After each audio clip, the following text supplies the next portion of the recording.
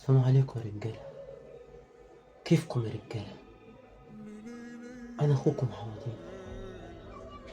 أنا موجود في الزنزانة دي لسببين.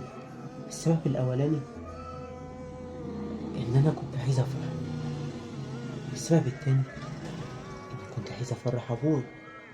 أيوه، زي ما بقول لكم كده. أيوه يا قمر، زغرت يا بنت، هتبقي مرتي يومين بالتمام والكمال، وأجيب أبويا ونيجي نتقدم له. هتجوزك. أيوه يا حب عمري.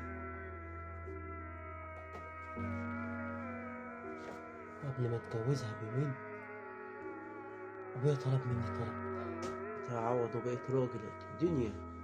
يعني الاوان تاخد بطارك. انا ما كنتش عايز اقتل حد. ايوه، اللي هقتله ده عندي ام واخواتي وحزان عليه. كيف كده؟ كنت بزعل قوي لما اعرف اني هموت واسيب امي واخواتي. كان وحشهم قوي. كالعادة امي كانت تعمل الوكل وهتنسى منابر، بس لا، ما نروح.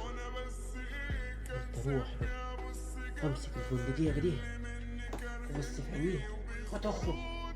واه، هتعمل ايه يا عوض؟ عايز تقتلني؟ انا فارس صاحبك اخوك وعشرة عمرك. هتقتلني؟ قتلته. كيف قتلت روحي يا عمي؟ ان اللي مات ده كفاني صاحبي واخويا وعشرة عمري. صاحبي ده أنا، وانا اللي قتلته بيدي. يا ما ضحكنا وهزرنا مع بعض، مش هشوفه تاني. هتوحشني يا واد. يا عوض يا عوض، كل سنة وانت طيب يا جد أخوك. النهاردة عيد ميلادك، اطلب مني أي حاجة في الدنيا وأنا هعملها لك على طول. يلا قول نفسك في إيه، قول.